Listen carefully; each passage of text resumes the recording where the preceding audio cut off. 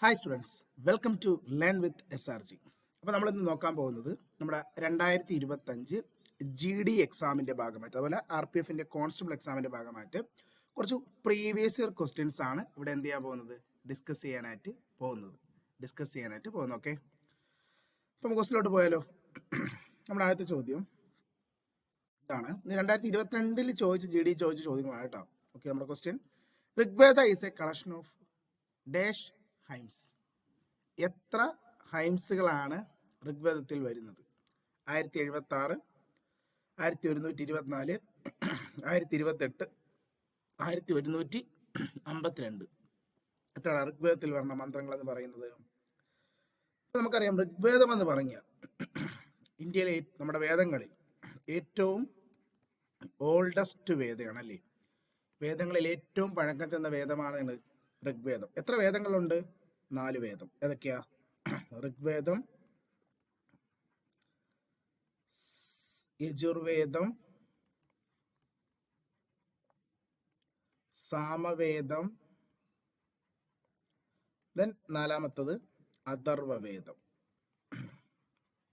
അങ്ങനെ 4 വേദങ്ങളുണ്ട് അല്ലേ.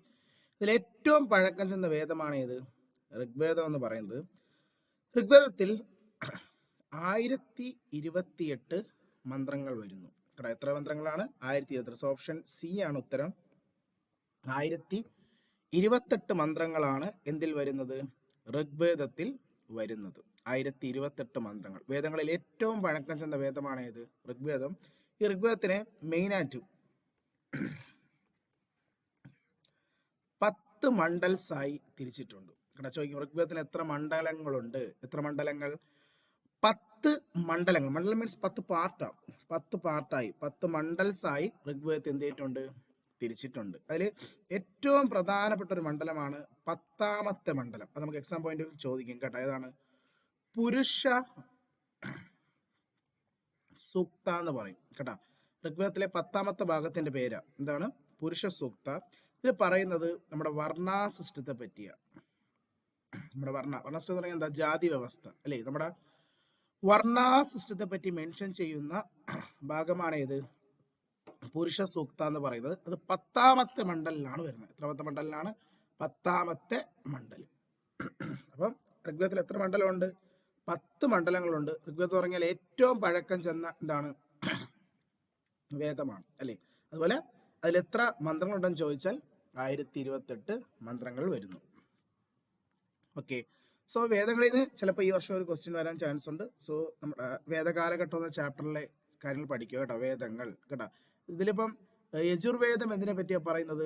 റിച്വൽസ് ആണല്ലേ, ആചാരങ്ങൾ. റിച്വൽസ് ആൻഡ് സാക്രിഫൈസ് കേട്ടോ. റിച്വൽസ് ആൻഡ് സാക്രിഫൈസ് കേട്ടോ.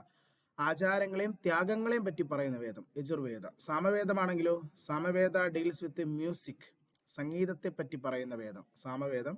അറ്റ് ലാസ്റ്റ് അഥർവവേദം എന്ന് പറയുന്നത്, അഥർവവേദ ഇസ് ഡീൽസ് വിത്ത് എന്താണ്? അഥർവവേദം എന്ന് പറയുന്നത് നമ്മുടെ മാജിക്കൽ സ്പെൽസിനെ പറ്റി, ദുർമന്ത്രവാദം അല്ലേ, ആൻഡ് മെഡിസിൻ അല്ലേ, നമ്മുടെ മരുന്ന്. അത് നമുക്ക് ആയുർവേദം എന്തിൻ്റെ ഭേദം? ഏത് വേദത്തിൻ്റെ സബ്വേദം എന്ന് പറയാം? അഥർവേദത്തിൻ്റെ ഒരു സബ്വേദമാണ് ആയുർവേദം എന്ന് പറയുന്നത്. കാരണം അഥർവേദത്തിലാണ് മെഡിസിനെ പറ്റി എന്ത് ചെയ്യുന്നത്? പരാമർശിക്കുന്നത്. ഓക്കെ, ഇതിനടുത്ത ദിവസത്തിലോട്ട് പോയാലോ. 2ാമത്തെ ചോദ്യം: what is the full form of BCCI?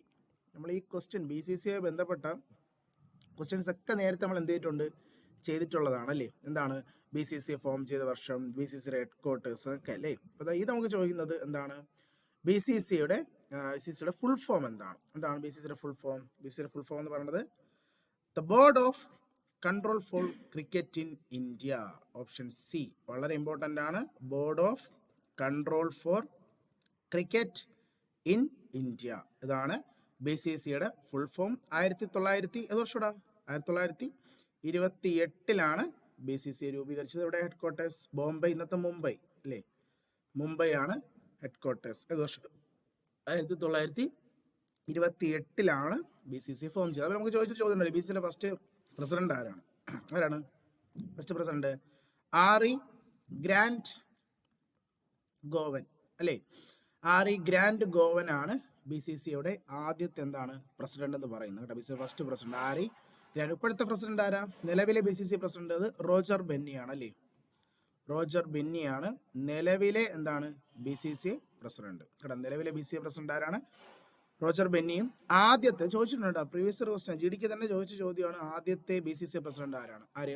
ആറി ഗ്രാൻഡ് ഗോവൻ ആണ് ആദ്യത്തെ BCCയുടെ president. So BCC full form the board of control for cricket in India. അതുപോലെ ICCയോ? ICCയുടെ ഫുൾ ഫോം എന്താ? ഇന്റർനാഷണൽ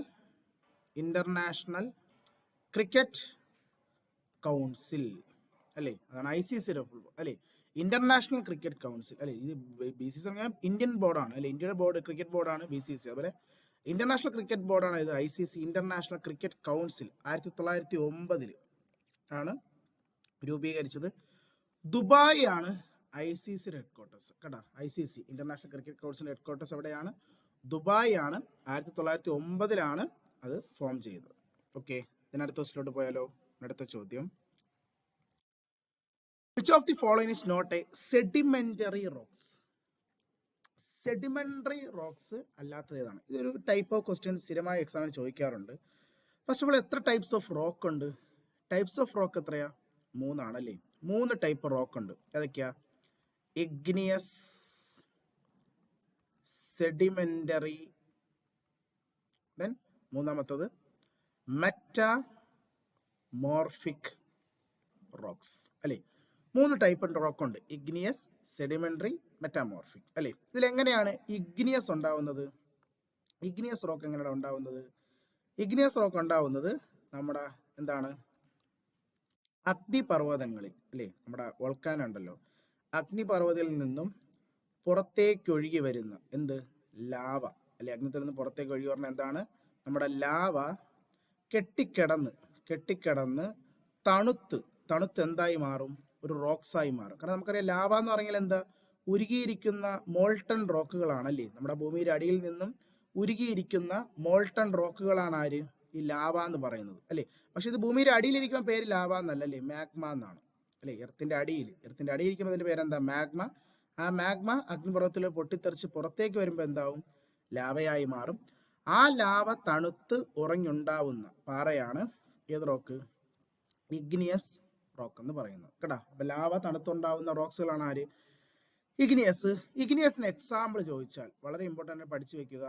ബസാൾട്ട് റോക്ക് വളരെ ഇമ്പോർട്ടൻ്റ്. ബസാൾട്ട് റോക്ക്, ഗ്രാനൈറ്റ്, ഗബ്രോ ഈ ഇടയ്ക്ക് ചോദിച്ചു കേട്ടാ. ഗബ്രോ ഏതാണ് കേട്ടോ. അതുപോലെ ഡിയോറൈറ്റ് കേട്ടാ.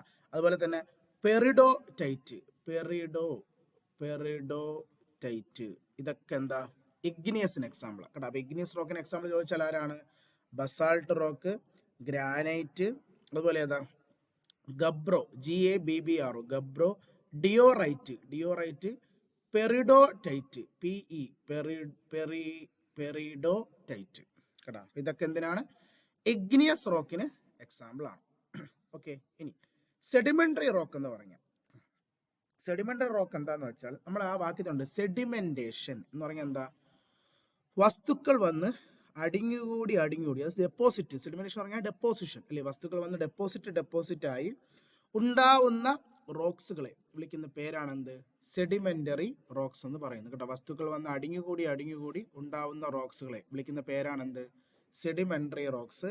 എക്സാമ്പിൾ നോക്കിയാൽ എന്താണ്?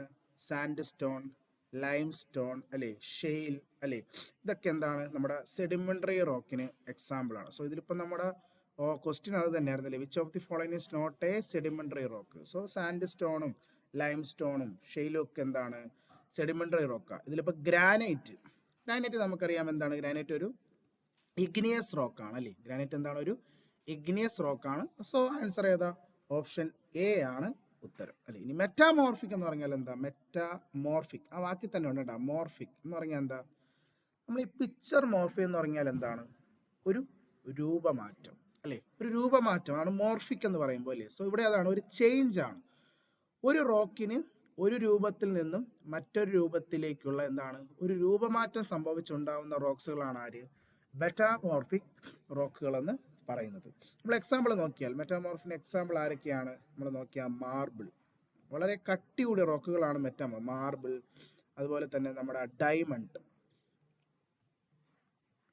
ഡയമണ്ട്, അതുപോലെ സ്ലേറ്റ്, നീസ്,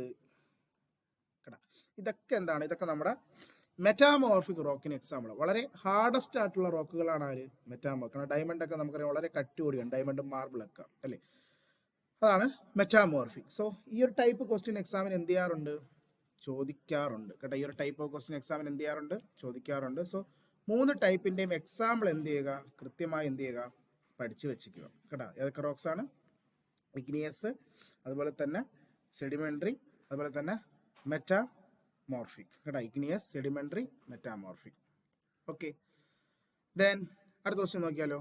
നമ്മുടെ അടുത്ത ചോദ്യം ഇതാണ്. Kalbelia is A famous folk dance of which of the following state? ഏത് സംസ്ഥാനത്തെ എന്താണ് ഫോക്ക് ഡാൻസ് ആണ് കൽബേലിയ എന്ന് പറയുന്നത്? കൽബേലിയ ഏത് സ്റ്റേറ്റിലെ ഫോക്ക് ഡാൻസാ? എവിടത്തെ ഫോക്ക് ഡാൻസ് ആടാ കൽബേലിയ?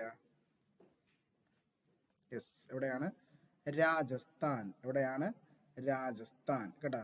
രാജസ്ഥാനിലെ ഫോക്ക് ഡാൻസ് ആണ് ഏത്, കൽബേലിയ. ഇതും ഒരു വളരെ പ്രത്യേകതയുള്ള ഒരു ഡാൻസ് ഫോം ആണ്. കാരണം ഇത് യുനെസ്കോയുടെ തന്നെ കൾച്ചറൽ ലിസ്റ്റിൽ വരുന്ന ഒരു ഡാൻസ് ഫോമാണ്.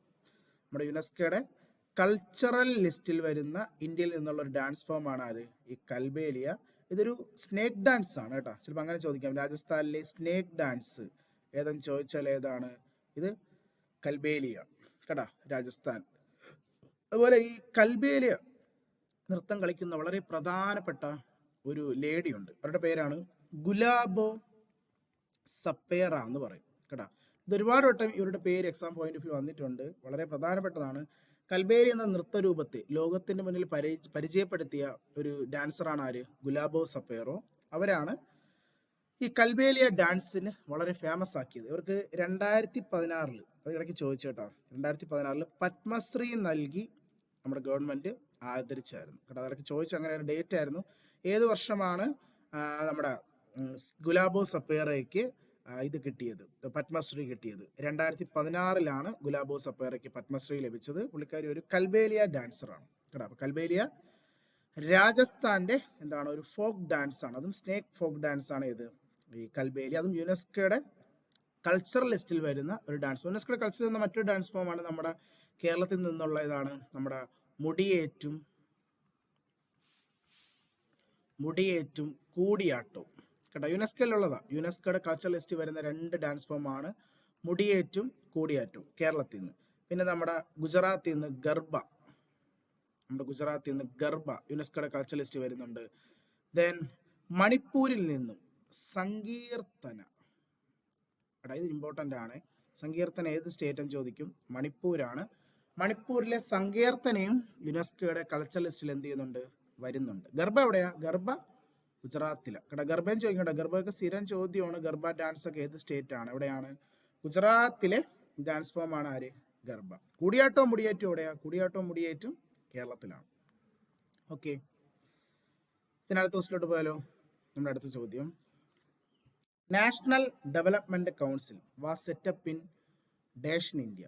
ഏത് വർഷമാണ് നാഷണൽ ഡെവലപ്മെന്റ് കൗൺസിൽ സെറ്റപ്പ് ചെയ്തത്?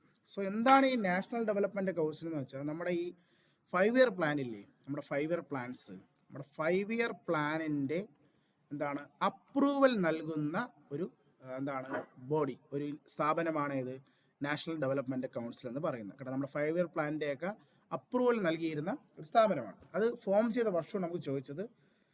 ഫോം ചെയ്ത വർഷം 1952 ഓഗസ്റ്റ് 6-നാണ് കേട്ടോ. 1952 ഓഗസ്റ്റ് 6-നാണ് നാഷണൽ ഡെവലപ്മെന്റ് കൗൺസിൽ എന്ത് ചെയ്തത്, രൂപീകരിച്ചത്. ഇതിന് വേറൊരു പേരുണ്ട് കേട്ടോ. ഇതിൻ്റെ വേറൊരു പേരാണ് രാഷ്ട്രീയ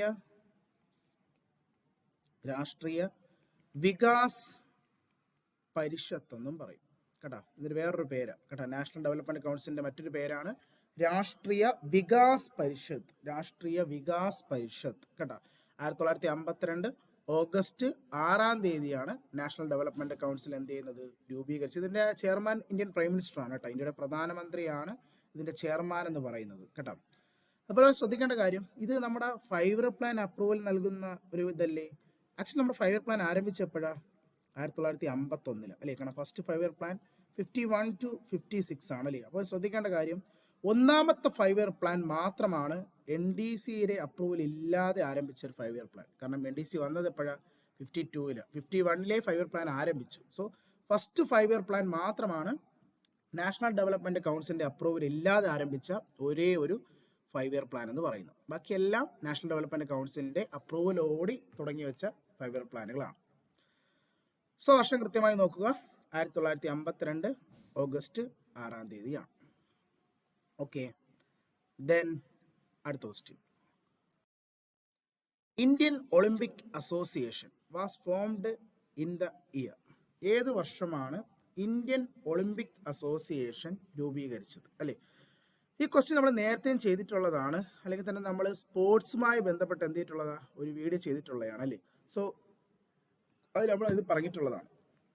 ഇന്ത്യൻ ഒളിമ്പിക് അസോസിയേഷൻ രൂപീകരിച്ച വർഷം 1927 അല്ലേ? 1927 ഇന്ത്യൻ ഒളിമ്പിക് അസോസിയേഷൻ എന്ത് ചെയ്ത് രൂപീകരിച്ചത്. ഇന്ത്യൻ ഒളിമ്പിക് അസോസിയേഷൻ രൂപീകരിച്ച വർഷമാണ് 1927. അതുപോലെ ഈ നമ്മുടെ ഈ 1900 എന്തായിരുന്നു ഇമ്പോർട്ടൻസ്? നമ്മുടെ ഇന്ത്യ ഒളിമ്പിക്സിൽ ആദ്യമായി പങ്കെടുത്ത വർഷമാണ് അല്ലേ? ഏതാണ്? പാരീസ് ഒളിമ്പിക്സ് അല്ലേ? 1900-ലെ പാരീസ് ഒളിമ്പിക്സിലാണ് ഇന്ത്യ ആദ്യമായി എന്ത് ചെയ്തത്? ഒളിമ്പിക്സിൽ പങ്കെടുത്തത്. കണ്ട ആ ഓപ്ഷനും അതിലുണ്ടല്ലേ? അതിൽ 1927 ഇന്ത്യൻ ഒളിമ്പിക് അസോസിയേഷൻ എന്ത് ചെയ്ത് രൂപീകരിച്ചത്. ഇന്ത്യൻ ഒളിമ്പിക് അസോസിയേഷൻ രൂപീകരിച്ച വർഷമാണ് 1927. ഓക്കെ. ദെൻ അടുത്ത ക്വസ്റ്റ്യനിലോട്ട് പോയാലോ? അടുത്ത ചോദ്യം, which 5 year plan was launched with specific objectives of growth with stability. നിങ്ങൾ എക്കണോമിക്സിൽ പഠിച്ചിരിക്കേണ്ട ഒരു പ്രധാനപ്പെട്ട ഒരു ചാപ്റ്ററാണ് 5 ഇയർ പ്ലാൻ എന്ന് പറയുന്നത് കേട്ടോ. 5 ഇയർ പ്ലാനെ പറ്റി കൃത്യമായി എന്ത് ചെയ്യുക? ഒന്ന് പഠിച്ചു വെച്ചുക.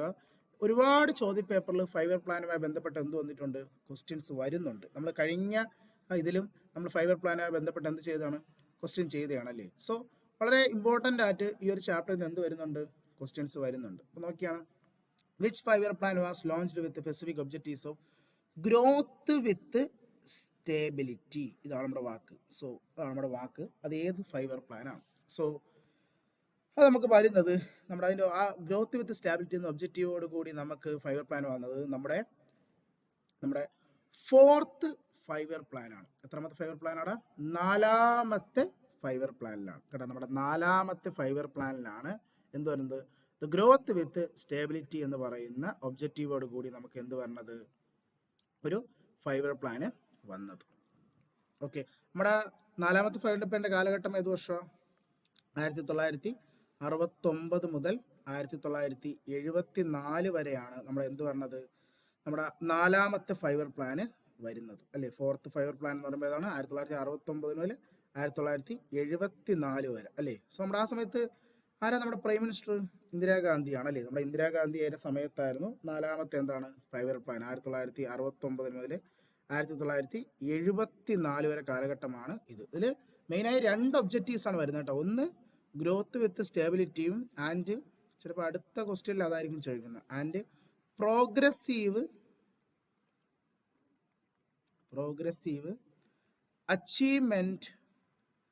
അച്ചീവ്മെന്റ് ഓഫ് സെൽഫ് റിലയൻസ് കേട്ടോ. Progressive achievement of self reliance ആണ് 2ാമത്തെ ഒബ്ജക്റ്റീവ്. അങ്ങനെ 2 ഒബ്ജക്റ്റീവോട് കൂടിയാണ് ഈ 5 ഇയർ പ്ലാൻ ആരംഭിച്ചത് കേട്ടോ. ഏതാണ്? ഗ്രോത്ത് വിത്ത് സ്റ്റേബിലിറ്റിയും പ്രോഗ്രസീവ് അച്ചീവ്മെന്റ് ഓഫ് സെൽഫ് റിലയൻസും. അങ്ങനെ 2 ഒബ്ജക്റ്റീവോടെയാണ് 4ാമത്തെ 5 ഇയർ പ്ലാൻ ആരംഭിച്ചത്. 1969 മുതൽ 1974 വരെയാണ്. അതുപോലെ ഈ കാലഘട്ടത്തിൽ വളരെ പ്രധാനപ്പെട്ട 1-2 സംഭവം നടന്നിട്ടുണ്ട്. അതിൽ ഏറ്റവും വലിയ പ്രത്യേകതയാണ് നമ്മുടെ ഈ ഒരു സമയത്ത് ഈ ഒരു 5 ഇയർ പ്ലാനിലാണ് നമ്മുടെ 14 ബാങ്കുകൾ എന്ത് ചെയ്യുന്നത്? നാഷണലൈസ്ഡ് ചെയ്തത് അല്ലേ? ഏത് വർഷമാണ്? 14 ബാങ്ക് ഇന്ത്യയിൽ ആദ്യമായി നാഷണലൈസ് ചെയ്തത് ബാങ്കുകൾ 1969. 1969 ഇന്ത്യയിൽ ആദ്യമായി ഒരു മേജർ 14 ബാങ്കുകൾ എന്ത് ചെയ്യുന്നത്? നാഷണലൈസ് ചെയ്തത്. അതുപോലെ തന്നെ ഈ ഒരു കാലയളവിലാണ് നമ്മുടെ ഫസ്റ്റ് ന്യൂക്ലിയർ എന്താണ് ടെസ്റ്റ് നടത്തുന്നത് അല്ലേ? നമ്മുടെ ന്യൂക്ലിയർ ടെസ്റ്റ് ഏതാണ്? നമ്മുടെ പൊക്രാനിൽ വെച്ച്, രാജസ്ഥാനിലെ പൊക്രാനിൽ വെച്ചാണ് ആദ്യത്തെ ന്യൂക്ലിയർ ടെസ്റ്റ് നടക്കുന്നത് അല്ലേ? ഏത് വർഷമാണ്? 1974 അല്ലേ? നമ്മുടെ 1974 ആദ്യത്തെ ന്യൂക്ലിയർ ടെസ്റ്റ് നടത്തുന്നത്. അതെവിടെയാണ്? രാജസ്ഥാനിൽ വെച്ചാണ് എന്ത് നടക്കുന്നത്, അത് നടത്തുന്നത് കേട്ടോ. ഫസ്റ്റ് ന്യൂക്ലിയർ ടെസ്റ്റ് രാജസ്ഥാനിലെ പൊക്രാനിൽ വെച്ച് നടത്തുന്നത്. അതിനൊരു പേരുണ്ടല്ലോ, അതിൻ്റെ പേരാണ് നമ്മൾ സ്മൈലിംഗ് ബുദ്ധ അല്ലേ. ആ ഒരു മിഷനെ വിളിച്ച പേരാണ് എന്താണ്, സ്മൈലിംഗ് ബുദ്ധ എന്ന് പറയും. സ്മൈലിംഗ് ബുദ്ധ കേട്ടോ, വളരെ ഇമ്പോർട്ടൻ്റ് ആണ് കേട്ടോ. ഇത് ഇടയ്ക്ക് ഇപ്പോൾ ഒരു എക്സാമിന് ചോദിച്ച ചോദ്യം കേട്ടോ. കോഡ് നെയിം കേട്ടോ, നമ്മുടെ ഒന്നാം ന്യൂക്ലിയർ ടെസ്റ്റിൻ്റെ കോഡ് നെയിം എന്താണ്, കോഡ് നെയിം സ്മൈലിംഗ് ബുദ്ധ. സ്ഥലം എവിടെയാണ്, രാജസ്ഥാനിലെ പൊക്രാനിലാണ്. ഏത് വർഷം, 1974 എന്ത് ചെയ്യുന്നത്, നടത്തിയത് കേട്ടോ. 1974 എന്ത് നടത്തിയത്, ഈ ഒരു ടെസ്റ്റ് നടത്തിയത്. അപ്പോൾ ആ സമയത്ത് പ്രൈം മിനിസ്റ്റർ ആരാ, നമ്മുടെ പ്രൈം മിനിസ്റ്റർ നമ്മുടെ ഇന്ദിരാഗാന്ധിയാണ് അല്ലേ. നമ്മുടെ ഇന്ദിരാഗാന്ധിയാണ് എന്ത്, നമ്മുടെ പ്രൈം മിനിസ്റ്റർ എന്ന് പറയുന്നത് കേട്ടോ. 1974. ഓക്കെ, ദെൻ അടുത്ത ക്വസ്റ്റിലോട്ട് പോയാലോ. അടുത്ത ചോദ്യം, when was supreme court of India inaugurated? ഏത് വർഷമാണ് സുപ്രീം കോടതി എന്ത് ചെയ്യുന്നത്, ഇനാഗ്രേറ്റ് ചെയ്തത്? സോ വർഷം 1950, 52, 48, 47. സുപ്രീം കോടതി എസ്റ്റാബ്ലിഷ് ചെയ്ത വർഷമാണ് ചോദിക്കുന്നതെങ്കിൽ അത് 1950 ജനുവരി 26. 1950 ജനുവരി 26 സുപ്രീം കോടതി എന്ത് ചെയ്യുന്നത്, എസ്റ്റാബ്ലിഷ് ചെയ്തത്. പക്ഷെ ഫസ്റ്റ് സിറ്റിംഗ് എന്താണെന്ന് ചോദിച്ചാൽ അത് ജനുവരി 28. സോ രണ്ട് ഡേറ്റും തമ്മിൽ എന്ത് ചെയ്യരുത്, മാറരുത്. അത് ക്വസ്റ്റ്യൻ നോക്കിയാണ് ഡേറ്റ് സെലക്ട് ചെയ്യാൻ കേട്ടോ. സുപ്രീം കോടതി സ്ഥാപിച്ച വർഷം ചോദിച്ചാൽ 1950 ജനുവരി 26. ഫസ്റ്റ് സിറ്റിംഗ് എന്നാണ് നടത്തിയെന്ന് ചോദിച്ചാൽ അത് ജനുവരി 28 ആദ്യത്തെ സിറ്റിംഗ്. അതുപോലെ ആദ്യത്തെ ചീഫ് ജസ്റ്റിസ് ആരാ, സുപ്രീം കോടതി ആദ്യത്തെ ചീഫ് ജസ്റ്റിസ് എന്നുള്ളത് HJ ഖനിയയാണ് കേട്ടോ. സുപ്രീം ആദ്യത്തെ ചീഫ് ജസ്റ്റിസ് ആരാണ്, HJ ഖനിയാണ് സുപ്രീം കോടതിയുടെ ആദ്യത്തെ എന്താണ്, ചീഫ് ജസ്റ്റിസ്. അതുപോലെ നിലവിൽ ഇപ്പോഴത്തെ ചീഫ് ജസ്റ്റിസ് ആരാ, അത് ഇപ്പോഴത്തെ ആരാടാ, സഞ്ജീവ് ഖന്ന അല്ലേ. കറണ്ട് അഫെയർ ആയി നമുക്ക് ചോദിക്കാൻ ചാൻസ് ഉള്ള ഒരു ക്വസ്റ്റ്യൻ ആണ്. നിലവിലെ സുപ്രീം കോടതി ചീഫ് ജസ്റ്റിസ് ആരാണ്? അദ്ദേഹം 51ാമത്തെ സുപ്രീം കോടതി ചീഫ് ജസ്റ്റിസ് ആണ്. 51. ആ നമ്പരും പഠിച്ചു വെച്ചു, അങ്ങനെയും ചോദിക്കാറുണ്ട് കേട്ടോ. സഞ്ജീവ് ഖന്നയാണ് നിലവിൽ എന്താണ്, സുപ്രീം കോടതി ചീഫ് ജസ്റ്റിസ്. അപ്പോൾ ആദ്യത്തെ ആരാണ്, HJ ഖനിയാണ് ആദ്യത്തെ എന്താണ്, ചീഫ് ജസ്റ്റിസ്. അതുപോലെ ഇപ്പം നമ്മൾ പറഞ്ഞത് ഇന്ത്യൻ സുപ്രീം കോടതിയാണ്. ഇതുപോലെ ഒരു ക്വസ്റ്റ്യൻ ചോദിക്കും, നമ്മുടെ കൽക്കട്ട സുപ്രീം കോടതി അല്ലേ. കൽക്കട്ട സുപ്രീം കോടതി വന്ന വർഷം ഏതാണെന്ന് ചോദിക്കും.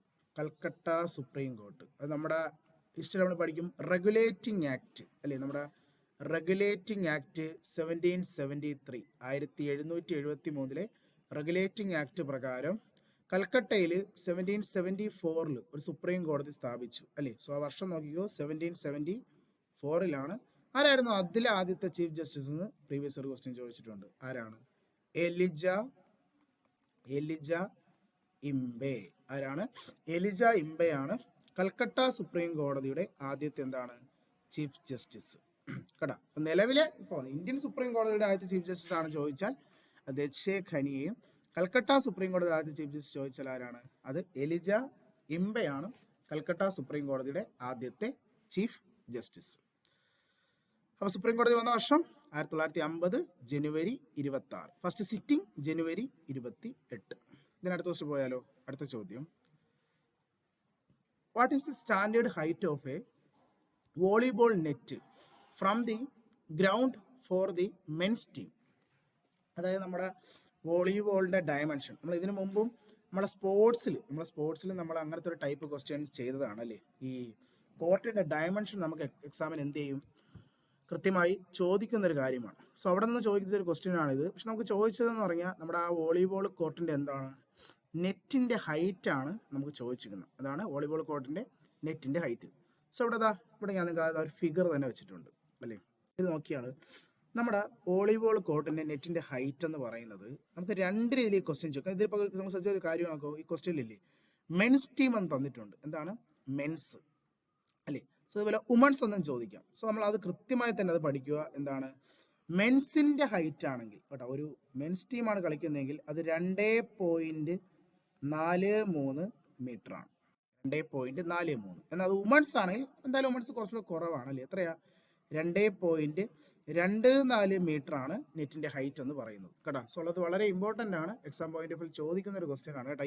നമ്മൾ ഈ ബാഡ്മിൻ്റൺ, വോളിബോൾ, ടെന്നീസ് ഇതിൻ്റെയൊക്കെ നെറ്റിൻ്റെ ഹൈറ്റ് എന്ത് ചെയ്യുക, കൃത്യമായി പഠിക്കുക കേട്ടോ. ഇനി അതുപോലെ തന്നെ ഇപ്പോൾ ഇതിൽ ഈ നെറ്റ് മാത്രം, ഇതിപ്പോൾ നമ്മൾ ഈ താഴെ മുതൽ ഈ പോസ്റ്റിൻ്റെ ഹൈറ്റ് നമ്മൾ എടുത്തത് അല്ലേ, അതുപോലെ ഈ നെറ്റ് മാത്രം എത്ര ഉണ്ടെന്ന് അറിയോ? ഈ നെറ്റ് മാത്രം ഇത് 1 മീറ്ററാണ്. നെറ്റ് മാത്രം എത്രയേ ഉള്ളൂ? 1 മീറ്ററാണ് നെറ്റിൻ്റെ ഹൈറ്റ് കേട്ടോ. നെറ്റിൻ്റെ ഹൈറ്റ് എത്രയാണ്? 1 മീറ്ററാണ് നെറ്റിൻ്റെ ഹൈറ്റ്. ഇനി ഇത് നമുക്ക് ഇപ്പോൾ ഇടയ്ക്ക് ഒരു എക്സാമിന് ചോദിച്ചൊരു ക്വസ്റ്റ്യൻ ആണ്. നമ്മുടെ ഈ വോളിബോളിൻ്റെ നെറ്റിൽ ഒരു ആൻറ്റിന വെച്ചിട്ടുണ്ട്, ഇതാ കണ്ട ഈ ആൻറ്റിന. ഈ ആൻറ്റിനയുടെ കളർ എന്താണെന്ന് ഒരു CHSL എക്സാമിന് ചോദിച്ചു. ശ്രദ്ധിച്ചാണ്, എന്താണ്? വൈറ്റും റെഡും അല്ലേ, റെഡും വൈറ്റും ആണ്. റെഡും വൈറ്റും 2 കളർ വെച്ചാണ് ആൻറ്റിന ചെയ്തിട്ടുള്ളത്. ഇനി ആ ആൻറ്റിനയുടെ ഹൈറ്റ് എന്ന് പറയുന്നത് എത്രയെന്നറിയോ? 1.8 മീറ്റർ ആണ് കേട്ടോ. 1.8 മീറ്റർ ആണ് ഈ ആൻറ്റിനയുടെ ഹൈറ്റ്. കാരണം ഇതിൽ നിങ്ങൾ നോക്കിയാൽ കാണാം, ഈ നെറ്റിൻ്റെ ഹൈറ്റ് തന്നെ എത്രയാണ്? നെറ്റിൻ്റെ ഹൈറ്റ് തന്നെ 1 മീറ്റർ ഉണ്ട്. പിന്നെ നോക്കിയാണ് ഈ ആൻറ്റിനയുടെ ഹൈറ്റ് കണ്ട 80 സെൻറ്റിമീറ്റർ ആണ്. അപ്പോൾ 0.8 മീറ്റർ വരും അല്ലേ, 0.8 മീറ്റർ. അപ്പോൾ എത്രയാണ് മൊത്തം? 1.8 മീറ്റർ. അത് അവിടെ തന്നെ കൊടുത്തിട്ടുണ്ട്. ആൻറ്റിയുടെ ഹൈറ്റ് എത്രയാണ്? 1.8 മീറ്റർ ആണ് ആൻറ്റിയുടെ ഹൈറ്റ്. ചിലപ്പോൾ അടുത്ത എക്സാമിന് ചോദിക്കാൻ ചാൻസ് ഉള്ള ഒരു ക്വസ്റ്റ്യൻ ആണ് ഇത്, ആൻറ്റിയുടെ ഹൈറ്റ് എന്ന് പറയുന്നത്. സോ ആൻറ്റിയുടെ ഹൈറ്റ് എത്രയാണ്? 1 അത് 1 മീറ്റർ എന്താണ് നെറ്റിൻ്റെ ഹൈറ്റും 0.8 മീറ്റർ എന്താണ് ബാലൻസ് ഹൈറ്റും. അത്രയാണ് 1.8 മീറ്റർ. ഇനി പോസ്റ്റാണ് ചോദിക്കുന്നതെങ്കിൽ അവർ നമ്മുടെ ഈ നെറ്റിൻ്റെ പോസ്റ്റിൻ്റെ ഹൈറ്റ് ആണെങ്കിൽ അത് മെൻസിനാണെങ്കിൽ 2.43 മീറ്ററും, അതുപോലെയാണ് വുമൻസ് ആണെങ്കിൽ 2.24 എന്താണ് മീറ്ററുമാണ് നമുക്ക് വരുന്നത് കേട്ടെ. സോ ഇത് വളരെ ഇമ്പോർട്ടൻ്റ് ആണ്. ഇങ്ങനത്തെ ക്വസ്റ്റ്യൻസ് എക്സാമിന് എന്ത് ചെയ്യാറുണ്ട്? ചോദിക്കാറുണ്ട്. ഇനി അതുപോലെ ഡയമെൻഷൻ എത്രയാണെന്നറിയോ? നമ്മുടെ ഒരു വോളിബോൾ കോർട്ടിൻ്റെ ഡയമെൻഷൻ പറഞ്ഞാൽ, അതായത് ലെങ്തും ബ്രെഡ്ത്തും എന്ന് പറയുമ്പോൾ, ലെങ്ത് എന്ന് പറഞ്ഞാൽ 18 മീറ്റർ ആണ് കേട്ടോ. ഒരു വോളിബോൾ കോർട്ടിൻ്റെ ലെങ്ത് എത്ര വരും? 18 മീറ്റർ. വിഡ്ത്ത് പറഞ്ഞത് 9 മീറ്റർ ആണ്. 9 മീറ്റർ കേട്ടോ. വളരെ ഇമ്പോർട്ടൻ്റ് ആണ്, നോക്കി വെച്ച് കേട്ടോ. ഒരു നോർമലി ഉള്ള ഒരു വോളിബോൾ കോർട്ടിൻ്റെ എന്താണ് ലെങ്ത് എന്ന് പറയുന്നത് എത്രയാണ്? 18 മീറ്ററും വിഡ്ത്ത് എന്ന് പറയുന്നത് എത്രയാണ്? 9 മീറ്റർ ആണ് എന്ത് ചെയ്യുന്നത്? വിഡ്ത്ത് വരുന്നത്. ഓക്കെ. അപ്പോൾ ഈ ക്വസ്റ്റിൻ്റെ ഉത്തരം ഏതാ? ഈ question, what is height of A volleyball net from the ground from the men's team? Men's ടീമിൻ്റെ ഹൈറ്റ് മെൻസ് ആണല്ലേ 2.43 അല്ലേ, 2.43 അല്ലേ. ഇത് നോക്കിയാൽ 2.2433 എല്ലാ അടുത്തുള്ള എല്ലാം 2 തന്നെയാണല്ലേ. സോ വളരെ എന്താണ് ഇമ്പോർട്ടൻ്റ് ആയിട്ടുള്ള ഒരു ക്വസ്റ്റ്യൻ ആണ് ഇതെന്ന് പറയുന്നത്. എക്സാം പോയിന്റ് ഓഫ് വ്യൂ എന്ത് ചെയ്യും? ചോദിക്കുന്ന ഒരു ക്വസ്റ്റ്യൻ ആണ് കേട്ടോ. സോ അത് കൃത്യമായി എന്ത് ചെയ്യുക? നോട്ട് ചെയ്യുക. എല്ലാ സ്പോർട്സ് ഗെയിമിൻ്റെ എന്ത് ചെയ്യുക? ഡയമെൻഷൻസ് കൃത്യമായി എന്ത് ചെയ്യുക? പഠിച്ചു വെക്കുക. നമുക്ക് എക്സാമിന് എന്ത് ചെയ്യും? ചോദിക്കുന്ന ഒരു ടൈപ്പ് ഓഫ് എന്താണ് ക്വസ്റ്റ്യൻ ആണ് കേട്ടോ. എക്സാം പോയിന്റ് ഓഫ് വ്യൂ അത് എപ്പോഴും എന്ത് ചെയ്യാറുണ്ട്? ഇടയ്ക്കിടയ്ക്ക് ഇങ്ങനത്തെ ഡയമെൻഷൻസ്, കോർട്ടിൻ്റെ ഡയമെൻഷൻ നമുക്ക് എന്ത് ചെയ്യാറുണ്ട്? ചോദിക്കാറുണ്ട്. ഓക്കെ, അടുത്തിലോട്ട് പോയാലോ? പിന്നെ അതുപോലെ തന്നെ ഇതിൽ വേറൊരു കാര്യം പറഞ്ഞാൽ, ഇപ്പം നിങ്ങൾ ഈ കാണുന്ന ഒരു നമ്മുടെ ബാഡ്മിൻ്റൺ കോർട്ടിൽ അല്ലേ, ഈ നമുക്ക് സാധാരണ 2 ഇതായിട്ടാണ് വരുന്നത്. ഇപ്പോൾ ഇവിടെയാണ് ഈ സെൻറ്ററിലാണ് നെറ്റ് ചെയ്യാൻ വെച്ചിരിക്കുന്നതെങ്കിൽ ഇത് നമ്മുടെ എന്താണ് ബാക്ക് സോണും ഇത് നമ്മുടെ ഫ്രണ്ട് സോണുമാണ്. സോ ഇവിടെ നെറ്റ് എന്ന് വെച്ചു, ഈ നെറ്റ് ഇരിക്കുന്നത് ഇവിടെയാണെങ്കിൽ നമുക്കറിയാം 2 ലൈന് കാണും അല്ലേ. ഇതിൽ ഫ്രണ്ട് സോൺ, അത് നെറ്റിൻ്റെ ഫ്രണ്ടിലുള്ള ഫ്രണ്ട് സോണിൻ്റെ ഇതെന്ന് വിട്ടെന്ന് പറയുന്നത്, ലെങ്ത് പറയുന്നത് 3 മീറ്റർ ആണ് ഫ്രണ്ടിൽ കേട്ടോ. ഒരു കോർട്ടിൻ്റെ ഫ്രണ്ടിൽ പറഞ്ഞത് എത്രയാണ്? 3 മീറ്ററും ബാക്കിലാണെങ്കിൽ 6 മീറ്റർ. ടോട്ടൽ നമുക്കറിയാം 18 ആണ്. പകുതി ആണല്ലോ, നെറ്റിൻ്റെ പകുതി വരുമ്പോൾ എത്രയാണ്? 9 മീറ്റർ വരും അല്ലേ. മൊത്തം 18 ആണെങ്കിൽ പകുതി 9. ആ 9 ബാക്കിൽ, നമ്മുടെ ഏറ്റവും ബാക്കിൽ എന്ന് പറയുമ്പോൾ അത് മൊത്തം കൂടെ ഒരു 6 മീറ്ററും, ഫ്രണ്ട് സോൺ എന്ന് പറഞ്ഞത് മൊത്തം എത്രയാണ്? 3 മീറ്റർ. അങ്ങനെ മൊത്തം എത്ര? 9 മീറ്റർ വരും. എവിടെ? നെറ്റിൻ്റെ ഒരു സൈഡ്, അടുത്ത സൈഡ് 9. അപ്പോൾ 9 മൊത്തം എത്രയാണ്? 18 എണ്ണം വരും.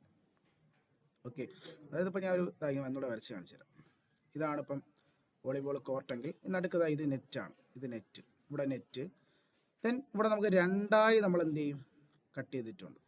ഇതാണ് ബാക്ക് സോണ്, ഇതാണ് ഫ്രണ്ട് സോൺ. അതിൽ ബാക്ക് സോണ് മൊത്തം കൂടെ എത്ര മീറ്റർ എന്ന് ചോദിച്ചാൽ, ബാക്ക് സോൺ എത്ര മീറ്റർ ആണ്? മൊത്തം കൂടെ ബാക്ക് സോണ് 6 മീറ്റർ വരും. ഫ്രണ്ട് സോൺ ആണെങ്കിലോ അത് 3 മീറ്റർ. അതാണ് ഞാൻ ഉദ്ദേശിച്ചത് കേട്ടോ. മൊത്തം 9 മൊത്തം 18 അല്ലേ. സോ അതാണ് നോക്കിയത്. ചിലപ്പോൾ അങ്ങനെയൊക്കെ ചോദിക്കും, എക്സാം പോയിന്റ് ഓഫ് വ്യൂ അങ്ങനെയൊക്കെ എന്ത് ചോദിക്കാറുണ്ട്, ക്വസ്റ്റ്യൻ ചോദിക്കാറുണ്ട്, ബാക്ക് സോൺ എത്രയാണ്, ഫ്രണ്ട് സോൺ എത്രയാണെന്നൊക്കെ. ഓക്കെ ഓക്കെ, നമുക്ക് അടുത്ത ചോദ്യത്തിലോട്ട് പോയാലോ. നമ്മുടെ നെക്സ്റ്റ് ചോദ്യം എന്ന് പറയുന്നത് എന്താണ്, Eden garden cricket ground is located in which city? നമ്മുടെ ക്രിക്കറ്റ് സ്പോർട്സ് ഗ്രൗണ്ടിന് ചോദിച്ചൊരു ചോദ്യമാണ് അല്ലേ. അത് ഈഡൻ ഗാർഡൻ ചോദിക്കുന്നതിന് വളരെ പ്രത്യേകതയുള്ളൊരു കാര്യമുണ്ട്. കാരണം എന്താ, ഈഡൻ ഗാർഡൻ ആണ് ഇന്ത്യയിലെ ഏറ്റവും പഴക്കം ചെന്ന cricket stadium, oldest cricket stadium in India കേട്ടോ. അത് 1864 ഇത് ഓപ്പൺ ആയത്. അതൊരിക്കലും ഒരു CS എക്സാം ചോദിച്ച ചോദ്യം കേട്ടോ. ഈഡൻ ഗാർഡൻ ഓപ്പൺ ചെയ്ത വർഷം ഏതാണ്? 1864 ഈഡൻ ഗാർഡൻ ഓപ്പൺ ചെയ്തത്. അതാണ് ആ സമയത്തെ വൈസ്രോയി ആയിരുന്നു കേട്ടോ. ആ സമയത്തെ നമ്മുടെ വൈസ്രോയി ആയിരുന്ന ലോർഡ് അക്ലാൻഡ് ആണ് ഈ ഗ്രൗണ്ടിന് ആ പേര് നൽകിയത് കേട്ടോ. ചോദിക്കും, ചിലപ്പോൾ അങ്ങനെയും ചോദിക്കാം, ഈഡൻ ഗാർഡൻ എന്ന പേര് കിട്ടാൻ കാരണം അന്നത്തെ വൈസ്രോയി ആയിരുന്ന ലോർഡ് അക്ലാൻഡ് ആണ്. അദ്ദേഹത്തിന്റെ സിസ്റ്റർമാരുടെ പേരാണ് അതിന് കൊടുത്തിരിക്കുന്നത്. സിസ്റ്റർമാരായിരുന്നു എമിലി ഈഡനും ആൻഡ് ഫെന്നി ഈഡനും. ഫെന്നി ഈഡനും അവരുടെ ഓർമ്മയ്ക്ക് അവരുടെ പേരാണ് അതിന് കൊടുത്തിരിക്കുന്നത്, ഈഡൻ ഗാർഡൻ എന്ന പേര് കൊടുത്തത്. ഓക്കെ, ആരാ കൊടുത്തത്? അഗ്ലാൻഡ് ആണ്. ഏത് വർഷം? 1864. ഇത് കൽക്കട്ടയിലാണ് പറഞ്ഞത്. കൽക്കട്ട ഇന്ത്യയിലെ തന്നെ ഏറ്റവും വലിയ രണ്ടാമത്തെ ക്രിക്കറ്റ് സ്റ്റേഡിയമാണ്. സെക്കൻഡ് ലാർജസ്റ്റ് ക്രിക്കറ്റ് സ്റ്റേഡിയമാണ് ഈ കൽക്കട്ട സ്റ്റേഡിയം എന്ന് പറയുന്നത്. ഇന്ത്യയിലെ തന്നെ ഏറ്റവും വലിയ രണ്ടാമത്തെ. ഇന്ത്യയിലെ ഏറ്റവും വലിയ സ്റ്റേഡിയം ഏതാ? ഇന്ത്യയിലെ ഏറ്റവും വലിയ സ്റ്റേഡിയം നരേന്ദ്രമോദി സ്റ്റേഡിയമാണ് അല്ലേ. നമ്മുടെ എവിടെയാ? അഹമ്മദാബാദ്. നമ്മുടെ അഹമ്മദാബാദില് നരേന്ദ്രമോദി സ്റ്റേഡിയമാണ് ഇന്ത്യ എന്നല്ല വേൾഡിലെ തന്നെ ഏറ്റവും എന്താണ് ലാർജസ്റ്റ്, ലോകത്തിലെ തന്നെ ഏറ്റവും വലിയ സ്റ്റേഡിയമാണ് നരേന്ദ്രമോദി സ്റ്റേഡിയം അഥവാ അഹമ്മദാബാദ് സ്റ്റേഡിയം എന്ന് പറയുന്നു കേട്ടോ. ഇന്ത്യയിലെ ഏറ്റവും വലിയ രണ്ടാമത്തെ സ്റ്റേഡിയമാണ് ഇത്, ഈഡൻ ഗാർഡൻ എന്ന് പറയുന്നത്. സോ ഈഡൻ ഗാർഡൻ പറഞ്ഞത് എവിടെയാണ്? കൽക്കട്ടയിലാണ് പറഞ്ഞത്. അത് ഇന്ത്യയിലെ തന്നെ ഏറ്റവും ഓൾഡസ്റ്റ് ക്രിക്കറ്റ് സ്റ്റേഡിയം കൂടിയാണ് ആര്? ഈഡൻ ഗാർഡൻ. അതുപോലെ എവിടെയാണ് വാങ്കഡെ സ്റ്റേഡിയം പറഞ്ഞത്? വാങ്കഡെ നമ്മുടെ മുംബൈയിലാണ് അല്ലേ. നമ്മുടെ മുംബൈയിലാണ് വാങ്കഡെ ക്രിക്കറ്റ് സ്റ്റേഡിയം. അതുപോലെ ചെപ്പോക്ക് സ്റ്റേഡിയം അല്ലെ. ചെപ്പോക്ക് എവിടെയാണ്? ചെപ്പോക്ക് അഥവാ വി ചിദംബരം സ്റ്റേഡിയം അല്ലെ, ചെന്നൈയാണ് ചെപ്പോക്ക് സ്റ്റേഡിയം പറഞ്ഞത് അല്ലേ. അതുപോലെ അരുൺ ജെയ്റ്റ്ലി ക്രിക്കറ്റ് സ്റ്റേഡിയം, അരുൺ ജെയ്റ്റ്ലി എവിടെയാ? ഡൽഹിയിലാണ് അരുൺ ജെയ്റ്റ്ലി ക്രിക്കറ്റ് സ്റ്റേഡിയം എന്ത് ചെയ്യുന്നത്? സ്ഥിതി ചെയ്യുന്നത്. സോ ക്രിക്കറ്റ് സ്റ്റേഡിയങ്ങൾ, നമ്മുടെ ഇമ്പോർട്ടൻറ്റ് ക്രിക്കറ്റ് സ്റ്റേഡിയങ്ങളെല്ലാം എന്ത് ചെയ്യുക? പഠിച്ചിരിക്കുക. ചിലപ്പോൾ ഇതുപോലെ സിറ്റികൾ എന്ത് ചെയ്യാം ചോദിക്കും. മുംബൈയിൽ വാങ്കഡെ, ഡൽഹിയിൽ ഏതാ? അരുൺ ജെയ്റ്റ്ലി, ചെന്നൈയിലാണെങ്കിലോ ചെന്നൈയിൽ ചെപ്പക് അഥവാ ചിദംബരം ക്രിക്കറ്റ് സ്റ്റേഡിയം ചെന്നൈ, കൽക്കട്ടയിൽ ഈഡൻ ഗാർഡൻ ആണ് ഇന്ത്യയിലെ ഏറ്റവും ഓൾഡസ്റ്റ് ക്രിക്കറ്റ് സ്റ്റേഡിയം എന്ന് പറയുന്നത്. ഓക്കെ, ഇനി അടുത്ത ചോദ്യത്തിലോട്ട് പോയാലോ. അടുത്ത ചോദ്യം, green revolution was originated in, ഏത് രാജ്യത്താണ് ഗ്രീൻ റവല്യൂഷൻ ആരംഭിച്ചത്? സോ ഇത് വളരെ ഇമ്പോർട്ടൻറ്റ് ക്വസ്റ്റ്യൻ ആണ്. ഗ്രീൻ റവല്യൂഷൻ നമുക്ക് ഇടയ്ക്കിടയ്ക്ക് വല്ല ക്വസ്റ്റ്യൻസും ചോദിക്കാറുണ്ട്. First of all, the father of green റവല്യൂഷന്റെ പിതാവ് എന്നറിയപ്പെടുന്നത് നോർമൻ ബോർലോഗ് ആണ് കേട്ടോ. നോർമൻ ബോർലോഗ് ആണ് ഗ്രീൻ റവല്യൂഷന്റെ പിതാവ് എന്നറിയപ്പെടുന്നത്. അത് ആരംഭിച്ചത് മെക്സിക്കോയിൽ നിന്നുമാണ്. കാരണം അദ്ദേഹം ഒരു മെക്സിക്കോ പൗരനാണ് കേട്ടോ. മെക്സിക്കോയിൽ ജനിച്ച ഒരാളാണ് നോർമൻ ബോർലോഗ്. അതുകൊണ്ടാണ് ഗ്രീൻ റവല്യൂഷൻ ഒറിജിനേറ്റ് ചെയ്തോടെന്ന് പറയുന്നത് മെക്സിക്കോ എന്ന് പറയുന്നത് കേട്ടോ. Father of green revolution Norman Borlaug ആണ്. ഇനി അദ്ദേഹത്തിന് 1970 നൊബൽ പ്രൈസ് കിട്ടുകയും ചെയ്തു കേട്ടോ. 1920 നൊബൽ പ്രൈസ് ആർക്ക് ലഭിച്ചത്? നോർമൻ ബോർലോഗിന് ലഭിച്ചത്. ഇനി ഈ ക്വസ്റ്റ്യൻ തിരിച്ച് ഇങ്ങനെ ചോദിക്കും, ഇന്ത്യയുടെ father of Indian green revolution ആരും ചോദിക്കും. Father of Indian green revolution അത് നമ്മുടെ MS സ്വാമിനാഥനാണ് ഫാദർ ഓഫ് ഏതാണ്? ഇന്ത്യൻ ഗ്രീൻ റവല്യൂഷന്റെ പിതാവ് ആരാണ്? MS സ്വാമിനാഥനാണ് father of Indian green revolution എന്ന് പറയുന്നത് കേട്ടോ. സോ ഇന്ത്യയിൽ എന്താണ് ഈ ഗ്രീൻ റവല്യൂഷന്റെ ഐഡിയ എന്ന് പറയുമ്പോൾ, നമ്മുടെ ഇന്ത്യയിൽ എന്താണ് കാർഷിക വിളയുടെ ഉൽപാദനം അല്ലെ, കാർഷിക വിളയുടെ ഉൽപാദനം കൂട്ടുന്നതിന് വേണ്ടിയിട്ട് ആരംഭിച്ചൊരിതാണ് ഗ്രീൻ റവല്യൂഷൻ. നമ്മുടെ ഇന്ത്യയിൽ 1960 കാലഘട്ടങ്ങളിലാണ് ഇത് ആരംഭിച്ചത്. 1960 കാലഘട്ടങ്ങളിലാണ് ഇന്ത്യയിൽ എന്ത് സ്റ്റാർട്ട് ചെയ്യുന്നത്? ഗ്രീൻ റവല്യൂഷൻ സ്റ്റാർട്ട് ചെയ്യുന്ന. അതിന് തുടക്കമിട്ടത് ആരാണ്? MS സ്വാമിനാഥനാണ് കേട്ടോ. അതുപോലെ ഗ്രീൻ റവല്യൂഷൻ സമയത്ത് ഉൽപാദന രംഗത്തിൽ പ്രധാനമായും ഉപയോഗിച്ചിരുന്ന സീഡ്സ് വിത്തുകൾ ഏതെന്ന് ചോദിക്കും. അത് ഹൈ ഈൽഡിങ് വെറൈറ്റി സീഡ്സുകളാണ് കേട്ടോ. അത് ഇമ്പോർട്ടൻ്റ് ആണ്, ചോദിക്കും കേട്ടോ. HYV എന്ന് പറയും കേട്ടോ, HY സീഡ്സുകൾ കേട്ടോ. ഈ ഗ്രീൻ റവല്യൂഷൻ കാലഘട്ടത്തിൽ പ്രധാനമായി ഉൽപാദനം കൂട്ടുന്നതിന് വേണ്ടി ഉപയോഗിച്ച സീഡ്സുകളാണ് ഏത്? HYV സീഡ്സ് അഥവാ ഹൈ ഈൽഡിങ് വെറൈറ്റി സീഡ്സുകൾ ഉപയോഗിച്ചായിരുന്നു ക്രോപ്സുകൾ ഉപയോഗിച്ചത്. അതിനുവേണ്ടി ട്രാക്ടറുകളും അതുപോലെ തന്നെ ഫെർട്ടിലൈസറുകളും അതുപോലെ തന്നെ പെസ്റ്റിസൈഡ്സ് ഒക്കെ ഉപയോഗിച്ചിട്ടുണ്ടായിരുന്നു. അതുപയോഗിച്ച് നമ്മുടെ കാർഷിക വിള ഉൽപാദനത്തിന് വലിയൊരു മേൽക്കൈ കൊണ്ടുവന്ന വിപ്ലവമായിരുന്നു ഗ്രീൻ റവല്യൂഷൻ എന്ന് പറയുന്നത്. അതുപോലെ ചോദിച്ചിട്ടുണ്ട്, ഗ്രീൻ റവല്യൂഷൻ കാലഘട്ടത്തിൽ പ്രധാനമായി ഏതൊക്കെ ക്രോപ്പുകളാണ് വൻ രീതിയിൽ ഉൽപ്പാദിച്ചത്? ഒന്ന് റൈസും മറ്റൊന്ന് വീറ്റുമാണ് കേട്ടോ. വളരെ ഇമ്പോർട്ടൻ്റ് ആണ്, പ്രീവിയസ് ക്വസ്റ്റ്യൻ ആണ് കേട്ടോ. ഗ്രീൻ റവല്യൂഷൻ കാലഘട്ടത്തിൽ ഏതൊക്കെ ക്രോപ്പാണ് വളരെയധികം പ്രൊഡക്റ്റ് ചെയ്തത്? ഏതൊക്കെയാണ്? റൈസും വീറ്റുമാണ്. അതിൻ്റെ ഗ്രോത്ത് ആ കാലഘട്ടത്തിൽ ഭയങ്കരമായി നമുക്ക് ലഭിച്ചു. അതുപോലെ തന്നെ ഗ്രീൻ റവല്യൂഷൻ വിപ്ലവ കാലഘട്ടത്തിൽ ഏതൊക്കെ സംസ്ഥാനങ്ങളെയാണ് പ്രധാനമായും ഈ ഉൽപ്പാദനത്തിൽ മുന്നോട്ട് കൊണ്ടുവന്നത്? First Uttar Pradesh, second Punjab, third Haryana കേട്ടോ. ഈ സംസ്ഥാനങ്ങളിൽ ഈ പറയുന്ന ക്രോപ്സിന്റെ വിളവ് ഭയങ്കരമായി വർദ്ധിച്ചു. ഏതൊക്കെ സ്റ്റേറ്റാണ്? ഉത്തർപ്രദേശ്, പഞ്ചാബ്, ഹരിയാന. അതും ചോദിച്ചിട്ടുണ്ട്, ഏത് സ്റ്റേറ്റിനാണ്? UPക്കാണ് ഏറ്റവും കൂടുതൽ വന്നത്? ഇമ്പോർട്ടൻസ് വന്നത്. ഏതൊക്കെ ക്രോപ്സിനാണ് വലിയൊരു ഇമ്പോർട്ടൻസ് വന്നതെന്ന് ചോദിച്ചാൽ റൈസും വീറ്റുമാണ്. So father of Indian green revolution MS Swaminathan ആണ്. വേൾഡിന്റെ ഗ്രീൻ റവല്യൂഷൻ ഫാദർ എന്ന് ചോദിച്ചാൽ നോർമൻ ബോർലോഗ് ആണ്. അത് ആരംഭിച്ച എവിടെ നിന്ന് ചോദിച്ചാൽ മെക്സിക്കോ എന്ന് നമുക്ക് പറയാം. ഓക്കെ, ഇതിൻ്റെ അടുത്ത ക്വസ്റ്റിലോട്ട് പോയാലോ? നമ്മുടെ അടുത്ത ചോദ്യം, Changlo tribal dance is performed by the Chang tribes of dash. നമ്മുടെ ഇന്ത്യയിലെ ഏറ്റവും പ്രധാനപ്പെട്ട ഒരു ട്രൈബൽ ഡാൻസ് ആണ് ചാങ്ലോ എന്ന് പറയുന്നത്. ചാങ്ലോ അതായത് ചാങ് ട്രൈബ് നമ്മുടെ നാഗാലാൻഡിലുള്ള ഒരു പ്രധാനപ്പെട്ട ട്രൈബൽ വിഭാഗമാണ് കേട്ടോ.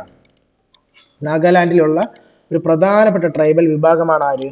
ചാങ്ലോ എന്ന് പറയുന്നത്. അത് ചാങ്ലോ ട്രൈബൽ ഡാൻസ് എന്ന് പറയുന്നത് വളരെ ഇമ്പോർട്ടൻ്റ് ആയിട്ടുള്ള ഒരു ട്രൈബൽ ഡാൻസ് ആണ് ഇത് ചാങ്ലോ. അതുപോലെ നമ്മുടെ മേഘാലയയിലുള്ള ഒരു പ്രധാനപ്പെട്ട ഒരു ട്രൈബൽ ഡാൻസ് ആണ് വാങ്കാല ഫെസ്റ്റിവൽ. സ്ഥിരമായി ചോദിക്കുന്ന ഒരു ക്വസ്റ്റ്യൻ ആണ്. വാങ്കാല ഫെസ്റ്റിവൽ ഏത് സ്റ്റേറ്റും ചോദിക്കും. മേഘാലയയിലെ ഗാരോ ട്രൈബുകൾ, മേഘാലയയിലെ ഗാരോ ട്രൈബ് ആഘോഷിക്കുന്ന ഒരു ഫെസ്റ്റിവലാണ് ഏത്? വാങ്കാല ഫെസ്റ്റിവൽ എന്ന് പറയുന്നത്. വാങ്കാല ഫെസ്റ്റിവൽ എവിടെയാണ്? മേഘാലയ. ട്രൈബ് ഗാരു. അതുപോലെ മറ്റൊരു പ്രധാനപ്പെട്ട ഒരു ട്രൈബൽ ഫെസ്റ്റിവലാണ് ബാംബു ഡാൻസ് എന്ന് പറയും. നമ്മുടെ ബാംബു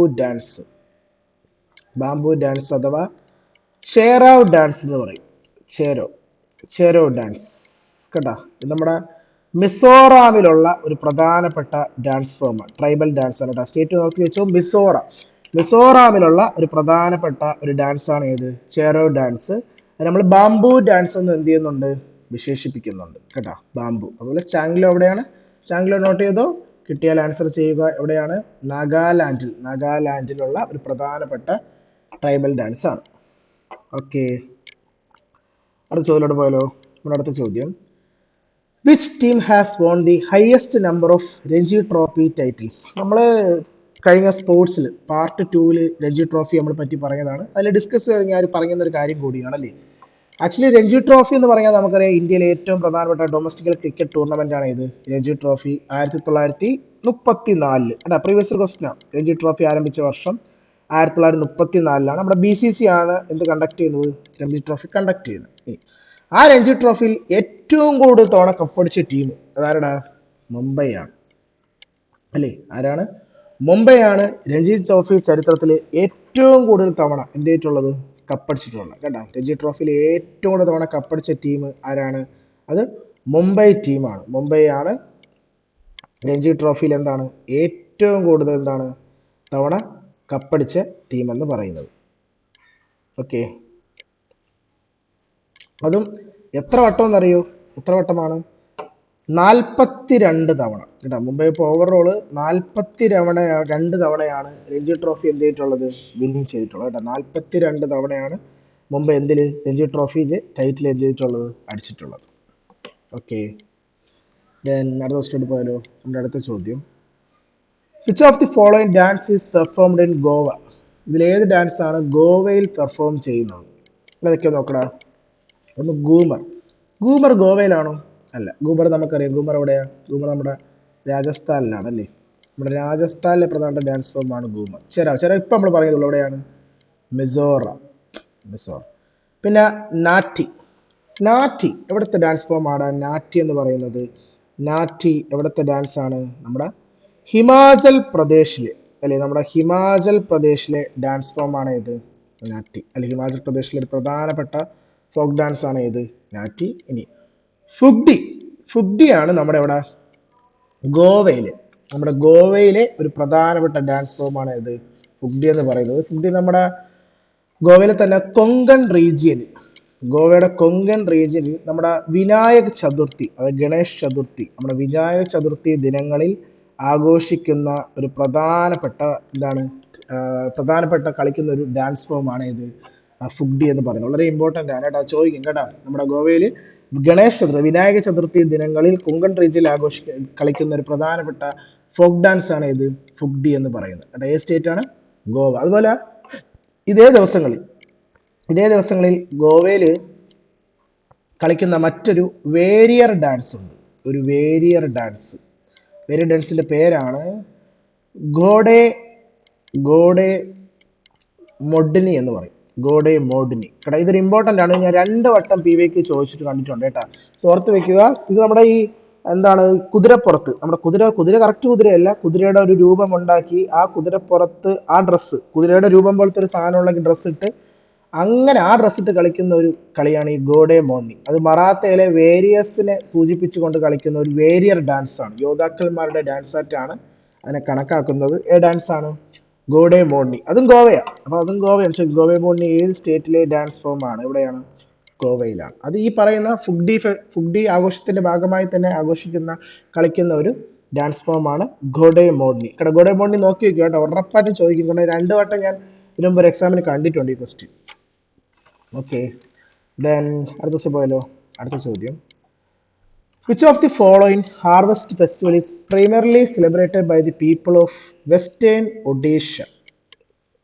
നമ്മുടെ ഒഡീഷയിൽ ആഘോഷിക്കുന്ന ഹാർവസ്റ്റ് ഫെസ്റ്റിവലിൻ്റെ പേരെന്താണ്? അല്ലേ? ഇത് നമ്മൾ ഇതിനു മുമ്പ് ചെയ്തിട്ടുണ്ട്. ഞാൻ നിങ്ങൾ ഫെസ്റ്റിവൽസ് ഇൻ ഇന്ത്യ എന്ന് പറയുന്ന ഒരു വീഡിയോ ചെയ്തിട്ടുണ്ടായിരുന്നു. അതിൽ പാർട്ട് 2 ഇതുണ്ടായിരുന്നു. അന്ന് ആ ഫെസ്റ്റിവലിൻ്റെ പേര് തന്നിട്ടാണ് ചോദിച്ചത് എവിടത്തെ ഫെസ്റ്റിവൽ എന്ന്. അത് തന്നിട്ടുണ്ടായിരുന്നു. ഒഡീഷ അല്ലേ? ഏതാടാ? നൗക്കൈ അല്ലേ? ഞാനൊന്ന് പഠിപ്പിച്ചത് ഈ ക്വസ്റ്റ്യൻ. നൗക്കൈ എവിടത്തെ ഹാർവസ്റ്റിംഗ് ഫെസ്റ്റിവൽ എന്നാണ് ചോദ്യം. ഒഡീഷയുടെ ഹാർവസ്റ്റിംഗ് ഫെസ്റ്റിവലാണ് ഏത്? നൗക്കൈയുടെ അർത്ഥം എന്താ? അന്ന് ഞാൻ പറഞ്ഞു. നൗക്കൈ മീൻസ് എന്താ? നൗ മീൻസ് എന്താണ്? ന്യൂ, പുതിയ അല്ലേ? കൈ മീൻസ് എന്താ? പുതിയ ഫുഡ് അല്ലടാ. കൈ മീൻസ് എന്താണ്? ഫുഡ്. ന്യൂ ഫുഡ് അതാണ് നൗക്കൈ അല്ലേ? New food, Nuakhai, new food. എവിടുത്തെ? ഒഡീഷ റീജിയനിൽ ഉണ്ടായിരുന്ന പ്രധാനപ്പെട്ട ഒരു ഹാർവസ്റ്റിംഗ് ഫെസ്റ്റിവലാണ് ഇത് നൗക്കൈ എന്ന് പറയുന്നത്. നമ്മൾ പഠിച്ചതാണ്. എക്സാം പോയിന്റ് ഓഫ് നമ്മൾ പഠിച്ചൊരു കാര്യം തന്നെയാണ്. ഫെസ്റ്റിവൽസ് ഇൻ ഇന്ത്യ പാർട്ട് 2 നോക്കിയാൽ മതി. ഈ ക്വസ്റ്റ്യൻ ഉറപ്പായിട്ടും കേട്ടോ. ഞാൻ അന്നേ പറയുന്നതാണ്, GD എക്സാമിന് പോകുന്നതിന് മുമ്പ് ഫെസ്റ്റിവൽസിന്റെ പാർട്ട് 1 പാർട്ട് 2 വീഡിയോ കണ്ടിട്ട് പോവുക. ഉറപ്പായിട്ട് നിങ്ങൾക്ക് എന്ത് ചോദിക്കും? ഒരു ക്വസ്റ്റ്യൻ അവിടെ നിന്ന് എന്ത് ചെയ്യും? ചോദിക്കുന്നതാണ്. അതുപോലെ ഓണം, അവിടുത്തെ ഫെസ്റ്റിവലാണ് ഓണം നമ്മുടെ ഏതാണ്? നമ്മുടെ കേരളത്തിൻ്റെ അല്ലേ? കേരളത്തിൻ്റെ ഹാർവസ്റ്റിംഗ് ഫെസ്റ്റിവലാണ് ഏത്? ഓണം എന്ന് പറയുമ്പോൾ. അതുപോലെ മറ്റൊന്നാണ് ഏത്? നമ്മുടെ ഗുഡി പഡ്വ. വളരെ പ്രധാനപ്പെട്ട ഒരു ഫെസ്റ്റിവലാണ് ഗുഡി പഡ്വ. നമ്മുടെ മഹാരാഷ്ട്രയിലാണ്. മഹാരാഷ്ട്ര റീജിയനിൽ ആഘോഷിക്കുന്ന ഒരു പ്രധാനപ്പെട്ട ഫെസ്റ്റിവലാണ് ഏത്? ഗുഡി പഡ്വ എന്ന് പറയുന്നത്. ഗുഡി പഡ്വ ഫെസ്റ്റിവൽ എവിടെയാണ്? മഹാരാഷ്ട്ര. നമ്മൾ വാങ്കലയോ അങ്ങനെ നമ്മളിപ്പോൾ കണ്ടതാണ് മേഘാലയ അല്ലേ? നമ്മുടെ മേഘാലയയിലെ പ്രധാനപ്പെട്ട ഒരു ട്രൈബൽ ഡാൻസ് കൂടിയാണ് ഏത്? വാങ്കാല ഫെസ്റ്റിവൽ എന്ന് പറയുന്നത്. സോ ഒഡീഷയിലെ ഫെസ്റ്റിവലാണ് നൗക്കൈ, ന്യൂ ഫുഡ്. നമ്മൾ ആ ഫെസ്റ്റിവലിൻ്റെ വീഡിയോ ചെയ്തതാണ്. അത് കൃത്യമായി കണ്ടാൽ നിങ്ങൾക്ക് ആ ക്വസ്റ്റ്യൻ എന്ത് ചെയ്യാൻ പറ്റും? ആൻസർ ചെയ്യാൻ പറ്റുന്നതാണ്. ഓക്കെ, ഇതിന് അടുത്ത ക്വസ്റ്റ്യനോട് പോയാലോ? അടുത്ത ചോദ്യം. Visakhapatnam is the dash land locked and well protected port. Visakhapatnam എവിടെയാ? നമ്മുടെ ആന്ധ്രാപ്രദേശാണ് അല്ലേ? നമ്മൾ പഠിച്ചിട്ടുണ്ട് ക്ലാസ്സിൽ. വിശാഖപട്ടണമാണ് ഇന്ത്യയിലെ ഏറ്റവും deepest port. So option B deepest അല്ലേ? Deepest port in India Visakhapatnam. ഇന്ത്യയിലെ ഏറ്റവും ഡീപ്പസ്റ്റ് പോർട്ട് ആരും ചോദിച്ചാൽ ആരാടാ? വിശാഖപട്ടണം പോർട്ടാണ്. എവിടെയാണ്? ആന്ധ്രാപ്രദേശ്. ഇനി which is the largest port, ഇന്ത്യയിലെ ഏറ്റവും വലിയ പോർട്ട് ആരാ? അത് മുംബൈ ആണ് അല്ലേ? മുംബൈ പോർട്ടാണ് ഇന്ത്യയിലെ ഏറ്റവും എന്താണ് ലാർജസ്റ്റ് പോർട്ട്. ഇനി ഒരു ക്വസ്റ്റ്യൻ ചോദിക്കും, ലാർജസ്റ്റ് കണ്ടെയ്നർ പോർട്ട് ആരാണ്? ഏതാണ് ലാർജസ്റ്റ് കണ്ടെയ്നർ പോർട്ട്? അത് നവശവ പോർട്ടാണ്. അതാണ് നവശവ, അഥവാ വേറൊരു പേരുണ്ട് ജവഹർലാൽ നെഹ്റു പോർട്ട് അല്ലേ? ഇന്ത്യയിലെ ഏറ്റവും വലിയ കണ്ടെയ്നർ പോർട്ട് ചോദിച്ചാൽ അത് ഏതാണ്? നവശവ അഥവാ ജവഹർലാൽ നെഹ്റു പോർട്ടാണ് ഇന്ത്യയിലെ ഏറ്റവും വലിയ കണ്ടെയ്നർ പോർട്ട്. ഇത് മഹാരാഷ്ട്രയിലാണ്. നമ്മുടെ മഹാരാഷ്ട്രയിൽ മുംബൈ, നവി മുംബൈയിലാണ് ഈ ജവഹർലാൽ നെഹ്റു പോർട്ട് ഇരിക്കുന്നത്. അതേ മഹാരാഷ്ട്രയിലെ മുംബൈ പോർട്ടാണ് ഇന്ത്യയിലെ ഏറ്റവും വലിയ എന്താണ് പോർട്ട്. ഏറ്റവും ഡീപ്പസ്റ്റ് ചോദിച്ചാൽ ആരാ? അത് ആന്ധ്രാപ്രദേശിലെ വിശാഖപട്ടണം പോർട്ടാണ് ഇന്ത്യയിലെ ഏറ്റവും എന്താണ് ഡീപ്പസ്റ്റ് പോർട്ട് എന്ന് പറയുന്നത്. ഓക്കെ, അടുത്ത സ്റ്റോപ്പ് ആയാലോ? അടുത്ത ചോദ്യം, which among the following is an S-shaped ocean? ഏത് ഓഷ്യന്റെ ഷേപ്പാണ് എസ് ഷേപ്പിൽ കാണാൻ പറ്റുന്നത് അല്ലേ? ഏതാടാ എസ് ഷേപ്പിൽ കാണപ്പെടുന്ന ഓഷ്യന്റെ പേര്? ഏതാടാ എസ്? അത് നമ്മുടെ ഏതാണ്? നമ്മുടെ അറ്റ്ലാന്റിക് ഓഷൻ ആണ് അല്ലടാ? ഏത് ഓഷനാണ്? അറ്റ്ലാന്റിക് ഓഷൻ ആണ് എന്ത് ഷേപ്പിൽ കാണുന്നത്? എസ് ഷേപ്പിൽ കാണപ്പെടുന്ന ഓഷ്യൻ കേട്ടോ. ഏതാണ്? അറ്റ്ലാന്റിക് ഓഷൻ കേട്ടോ. അറ്റ്ലാന്റിക് ഓഷൻ ആണ് എസ് ഷേപ്പിൽ. ലോകത്തിലെ തന്നെ ഏറ്റവും വലിയ രണ്ടാമത്തെ ഓഷൻ ആണല്ലേ? സെക്കൻഡ്, ഫസ്റ്റ് ആരാ? അത് പസഫിക്ക അല്ലേ? ലോകത്തിലെ ഏറ്റവും വലിയ ഓഷൻ, ലോകത്തിലെ ഏറ്റവും വലിയ ഓഷൻ ചോദിച്ചാൽ പസഫിക് ഓഷനും, ലോകത്തിലെ ഏറ്റവും വലിയ രണ്ടാമത്തെ ഓഷൻ ചോദിച്ചാൽ ഏതാണ്? അത് അറ്റ്ലാന്റിക് ഓഷൻ. അറ്റ്ലാന്റിക് ഷേപ്പ് എന്ന് പറഞ്ഞാൽ എന്താണ്?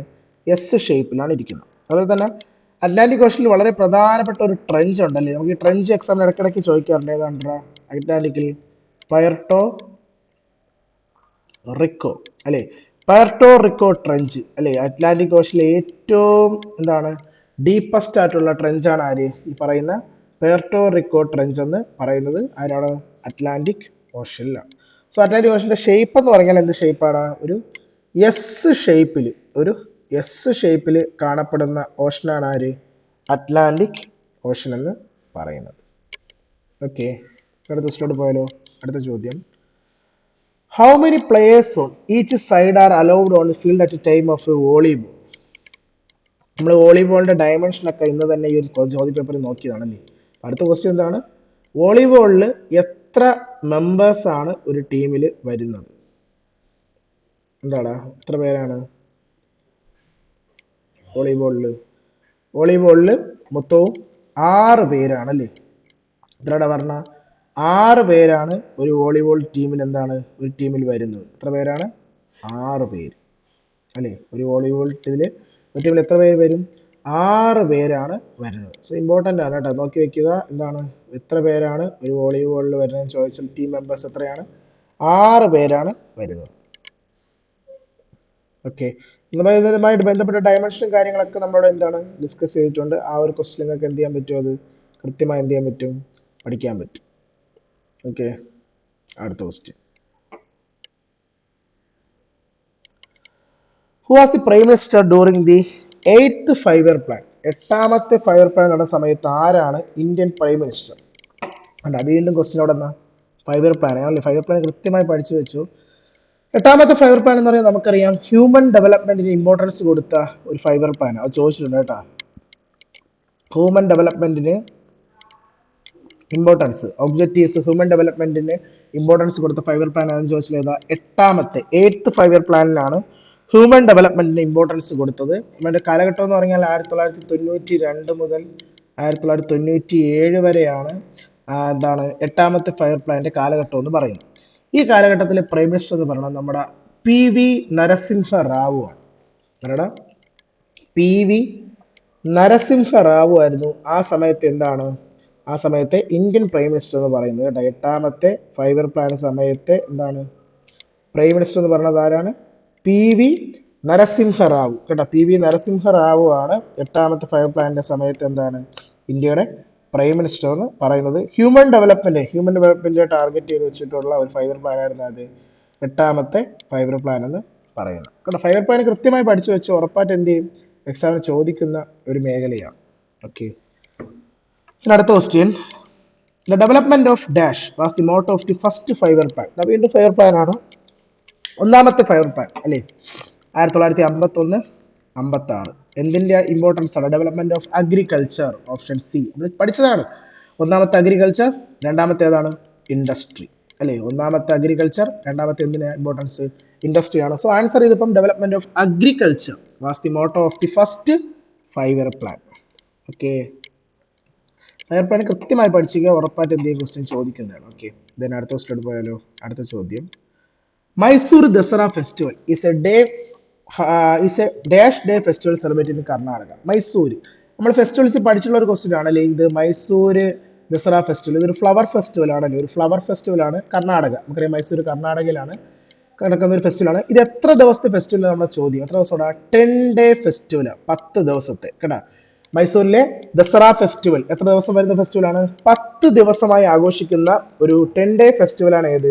ഈ ദസറ ഫെസ്റ്റിവൽ എന്ന് പറയുന്നത്. എത്ര ദിവസമാണ്? 10 ദിവസമായി ബന്ധപ്പെട്ട് വരുന്ന ഒരു ആഘോഷമാണ്. അതുപോലെ നമ്മുടെ 10 ദിവസമായി ബന്ധപ്പെട്ട് വരുന്ന മറ്റൊരു പ്രധാന ആഘോഷം നമ്മുടെ ഫെസ്റ്റിവൽസ് ഓഫ് ഫെസ്റ്റിവൽ അല്ലേ. ഏത് ഫെസ്റ്റിവലാടാ? ഫെസ്റ്റിവൽസ് ഓഫ് ഫെസ്റ്റിവൽ എന്നറിയപ്പെടുന്ന നമ്മുടെ ഹോൺബിൽ ഫെസ്റ്റിവൽ അല്ലേ. നമ്മുടെ ഹോൺബിൽ ഫെസ്റ്റിവൽ ആണ് ഫെസ്റ്റിവൽസ് ഓഫ് ഫെസ്റ്റിവൽ എന്നറിയപ്പെടുന്ന 10 ദിവസമായി ആഘോഷിക്കുന്ന ഫെസ്റ്റിവലാണ് ഏത്? ഹോൺബില്. അതേപോലെ 10 ദിവസത്തെ ഫെസ്റ്റിവലാണ് മൈസൂർ ദസറ ഫെസ്റ്റിവൽ എന്നും പറയും. ഓക്കെ, ഇതിനടുത്ത ക്വസ്റ്റ്യനിലോട്ട് പോയാലോ. അടുത്ത ചോദ്യം, which of the following spring festival ഈ സെലിബ്രേറ്റ് ഇൻ ഗോവ? ഇതിൽ ഏത് ഫെസ്റ്റിവലാണ് ഗോവയിൽ ആഘോഷിക്കുന്ന സ്പ്രിംഗ് ഫെസ്റ്റിവൽ എന്നാണ് ചോദ്യം. സോ നമ്മുടെ ആൻസർ സിഗ്മോയാണ്. ഷിഗ്മോ ഗോവയിൽ ആഘോഷിക്കുന്ന ഒരു പ്രധാനപ്പെട്ട എന്താണ്? ഒരു പ്രധാനപ്പെട്ട ഒരു സ്പ്രിംഗ് ഫെസ്റ്റിവൽ ആണ് കേട്ടോ. സ്പ്രിംഗ് ഫെസ്റ്റിവൽ കേട്ടോ, ഏതാണ്? ഷിഗ്മോ ഫെസ്റ്റിവൽ കേട്ടോ. ഗോവയിലെ ഒരു പ്രധാനപ്പെട്ട എന്താണ്? സ്പ്രിംഗ് ഫെസ്റ്റിവൽ ആണ് ഏത്? ഈ ഷിഗ്മോ ഫെസ്റ്റിവൽ എന്ന് പറയുന്നത്. നമ്മൾ ഈ പറയുന്ന ഈ ഫെസ്റ്റിവൽ സമയത്ത്, ഈ സ്പ്രിംഗ് ഫെസ്റ്റിവൽ സമയത്ത് കളിക്കുന്ന പ്രധാനപ്പെട്ട ഡാൻസ് ഫോമാണ് നമ്മൾ കുറച്ചു മുമ്പ് പറഞ്ഞ എന്താണ്? പുഗാഡി ഡാൻസ്. നേരത്തെ പഠിച്ചില്ല ഒരു ക്വസ്റ്റ്യൻ, പുഗാഡി. അതുപോലെ നമ്മുടെ ആ കുതിരപ്പുറത്തിരുന്ന് കളിക്കുന്ന കളി ഏതാണ്? ഗോഡെ മോഡ്നി അല്ലേ. ഇതൊക്കെ ഈ സമയത്ത്, ഈ ഷിഗ്മോ ഫെസ്റ്റിവൽ സമയത്ത് കളിക്കുന്ന പ്രധാനപ്പെട്ട ഡാൻസ് ഫോമാണ് കേട്ടോ. നമ്മൾ കുറച്ച് മുമ്പ് പഠിച്ചതാണ്. പുഗാഡി ഡാൻസ് ഏത് സ്റ്റേറ്റ് എന്നൊക്കെ? ഗോവ എന്ന്. അതുപോലെ ഞാൻ പറഞ്ഞ കുതിരപ്പുറത്തുള്ള വേരിയസ് ഡാൻസ് ഗോഡെ മോഡ്നി കേട്ടോ. ഇതൊക്കെ ഈ ഷിഗ്മോ ഫെസ്റ്റിവലിന്റെ സമയത്ത് ഗോവയിൽ കളിക്കുന്ന പ്രധാനപ്പെട്ട ഡാൻസുകളാണ് കേട്ടോ. സോ അത് ഓർത്ത് വയ്ക്കുക. ഷിഗ്മോ എവിടുത്തെ ഫെസ്റ്റിവൽ ചോദിച്ചാൽ എവിടെയാണ്? ഗോവയിലെ പ്രധാനപ്പെട്ട എന്താണ്? ഒരു ഫെസ്റ്റിവലാണ് ഏത്? ഷിഗ്മോ ഫെസ്റ്റിവൽ എന്ന് പറയുന്നത്. ഇനി അടുത്ത ക്വസ്റ്റ്യൻ എന്താ? മിംകൂട്ട്. ഇതും ചോദിച്ചുള്ള ചോദ്യം PYQ ആണ്. മിംകൂട്ട് എന്ന് പറഞ്ഞാൽ നമ്മുടെ നാഗാലാൻഡിൽ ആഘോഷിക്കുന്ന ഒരു ട്രൈബൽ ഫെസ്റ്റിവലാണ് കേട്ടോ. നാഗാലാൻഡിൽ കുക്കി എന്ന് പറയുന്ന ഒരു ട്രൈബ് ആഘോഷിക്കുന്ന ഫെസ്റ്റിവലാണ് കേട്ടോ. നാഗാലാൻഡിലെ ഏത് ട്രൈബ്? കുക്കി ട്രൈബ്. നാഗാലാൻഡിലെ കുക്കി ട്രൈബ് ആഘോഷിക്കുന്ന ഒരു പ്രധാനപ്പെട്ട ഫെസ്റ്റിവലാണ് ഏത്? ഈ പറയുന്ന മിംകൂട്ട് എന്ന് പറയുന്ന ഹാർവെസ്റ്റ് ഫെസ്റ്റിവൽ കേട്ടോ. പിന്നെ നമ്മുടെ ലോസർ നമുക്കറിയാം ടിബറ്റൻ ന്യൂ ഇയർ എന്നറിയപ്പെടുന്ന, ടിബറ്റിന്റെ ന്യൂ ഇയർ എന്നറിയപ്പെടുന്ന ഫെസ്റ്റിവലാണ് ഏത്? ലോസർ ഫെസ്റ്റിവൽ അല്ലേ. പിന്നുള്ളത് ഏതാണ്? റൗഫാണ്, നമ്മുടെ റൗഫ് ഫെസ്റ്റിവൽ അല്ലേ. റൗഫ് നമുക്കറിയാം, റൗഫ് ഒരു പ്രധാനപ്പെട്ട ഡാൻസ് ആണ് അല്ലേ. ഡാൻസ് ആണ്, ഫോക്ക് ഡാൻസ് ആണ്. കാശ്മീരിലുള്ള ഒരു പ്രധാനപ്പെട്ട എന്താണ്? ഡാൻസ്. നോട്ട് ചെയ്യട്ടാ, റൗഫ് എവിടെയാണ്? കാശ്മീരിൽ കളിക്കുന്ന പ്രധാനപ്പെട്ട ഒരു ഡാൻസ് ആണ് ഏത്? റൗഫ് എന്ന് പറയുന്നത്. ഓക്കെ, ദെൻ അടുത്ത ചോദ്യം എന്താ? In which state was the first jute mill in India setup? ഇന്ത്യയിലെ ആദ്യത്തെ ജൂട്ട് മില്ല് എവിടെയാണ് വന്നത്? ഫസ്റ്റ് ഓഫ് ഓൾ ഇന്ത്യയിലെ ഏറ്റവും കൂടുതൽ ജൂട്ട് ഉണ്ടാക്കുന്ന സ്റ്റേറ്റ് ആര്? വെസ്റ്റ് ബംഗാളാണ്. ഇന്ത്യയിലെ ഏറ്റവും ജൂട്ട് ഉണ്ടാക്കുന്ന സ്റ്റേറ്റ് ആരാ? വെസ്റ്റ് ബംഗാളാണ്. ആ വെസ്റ്റ് ബംഗാളിലാണ് 1855 ആദ്യത്തെ ജൂട്ട് ഫാക്ടറി വന്നത്. So answer option D. വർഷം നോക്ക്, 1855.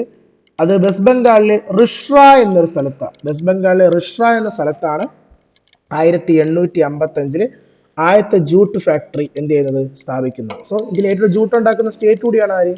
വെസ്റ്റ് ബംഗാൾ എന്ന് പറയുന്നത്. അതുപോലെ ഇതുപോലെ 54 തൊട്ട് മുമ്പത്തെ വർഷം 55, 54, 1854 ഇന്ത്യയിലെ ആദ്യത്തെ കോട്ടൺ മില്ല് സ്ഥാപിതമായത്. എവിടെയാ? ബോംബെയിൽ. ഇന്ത്യയിലെ ആദ്യത്തെ കോട്ടൺ മില്ല് എവിടെയാണ് സ്ഥാപിച്ചത്? ബോംബെയിലാണ്. 1854 ബോംബെയിൽ എന്താണ്? ഇന്ത്യയിലെ ആദ്യത്തെ എന്താണ്? കോട്ടൺ മില്ല് എന്ത് ചെയ്യുന്നത്? സ്ഥാപിക്കുന്നത്. അപ്പൊ കോട്ടൺ മില്ല് ബോംബെയിലും 55 എന്താണ്? ജൂട്ട് മില്ല് വെസ്റ്റ് ബംഗാളിലെ റിഷ്രയിലുമാണ് സ്ഥാപിച്ചത്. So answer option D, west Bengal. അടുത്ത സ്റ്റെപ്പ് പോയാലോ. അടുത്ത ചോദ്യം, Dari is the official language of which neighbouring country of India? ഇന്ത്യയുടെ ഏത് നൈബറിംഗ് കൺട്രിയുടെ ഒഫീഷ്യൽ ലാംഗ്വേജ് ആണ് ഡാറി? ലാസ്റ്റ് ചോദ്യമാണ്. സോ നമ്മളെപ്പോഴും നമ്മുടെ നൈബറിംഗ് കൺട്രീസിന്റെ ഡീറ്റെയിൽ ആയിട്ടുള്ള കാര്യങ്ങളൊക്കെ സ്റ്റാറ്റിക്കായിട്ട് പഠിച്ചു വെക്കുക. അതിൽ പ്രധാനമാണ് ഒഫീഷ്യൽ ലാംഗ്വേജ് എന്ന് പറയുന്നത്. നമ്മുടെ ഡാറി, അതുപോലെ തന്നെ ഒരു ലാംഗ്വേജ് ഉണ്ട് പാസ്തോ. ഡാറിയും പാസ്തോയും ഈ രണ്ട് ലാംഗ്വേജും നമ്മുടെ അഫ്ഗാനിസ്ഥാന്റെ ഒഫീഷ്യൽ ലാംഗ്വേജാണ്. അഫ്ഗാനിസ്ഥാന്റെ ഒഫീഷ്യൽ ലാംഗ്വേജാണ്. രണ്ട് ഭാഷയുണ്ട് കേട്ടോ, ഒന്ന് ഡാറിയും രണ്ട് പാസ്തോയും. സോ ആൻസർ ഏതാണ്? അഫ്ഗാനിസ്ഥാനാണ്. അഫ്ഗാനിസ്ഥാന്റെ ഒഫീഷ്യൽ ലാംഗ്വേജ്. അതുപോലെ ഞാൻ എല്ലാ നൈബറിംഗ് കൺട്രിയുടെയും ഒഫീഷ്യൽ ലാംഗ്വേജ് പറഞ്ഞുതരാം. ഇപ്പോൾ പാകിസ്ഥാൻ നമ്മൾ നോക്കിയാൽ പാകിസ്ഥാന്റെ ഒഫീഷ്യൽ ലാംഗ്വേജ് ആണ് ഉറുദു. ഉറുദുവും ഇംഗ്ലീഷുമാണ് പാകിസ്ഥാന്റെ. ഇനി ചൈന നമ്മൾ നോക്കിയാൽ ചൈനയുടെ ഒഫീഷ്യൽ ലാംഗ്വേജ് ചോദിച്ചാൽ മാണ്ടറിൻ ആണ്. മാണ്ടറിൻ ആണ് ചൈനയുടെ ഒഫീഷ്യൽ ലാംഗ്വേജ്. ചൈനീസ് മാണ്ടറിൻ അല്ലെ, ലോകത്തെ ഏറ്റവും ആൾക്കാർ സംസാരിക്കുന്ന ഭാഷയാണ് ഏത്? ചൈനീസ് മാണ്ടറിൻ. അതാണ് ചൈനയുടെ. ഭൂട്ടാന്റെ ഒരു PYQ ആണ് കേട്ടോ. ഭൂട്ടാന്റെ ചോദിച്ചിട്ടുണ്ട് മുൻ വർഷത്ത്. ഭൂട്ടാൻ്റെത് സോങ്ക എന്ന ഭാഷയാണ് ഭൂട്ടാന്റെ എന്താണ് ഒഫീഷ്യൽ ലാംഗ്വേജ്, സോങ്ക. അതുപോലെ മാൽദീവ്സ്, നമ്മുടെ മാൽദീവ്സിന്റെ ഒഫീഷ്യൽ ലാംഗ്വേജിന്റെ പേരാണ് ദെവിസ് എന്ന് പറയും. എന്താണ്? ദെവിസ്, ദെവിഹി, DHIVEH,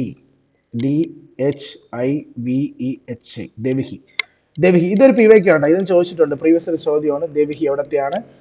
മാൽദീവ്സിന്റെ ഒഫീഷ്യൽ ലാംഗ്വേജ് ആണ് ദെവിഹി. മ്യാൻമറിന്റെ വരുമ്പോൾ, മ്യാൻമറിന്റെ സിമ്പിൾ ആണ്. മ്യാൻമറിന്റെ പഴയ പേര് എന്താ? ബർമീസ് കേട്ടാ.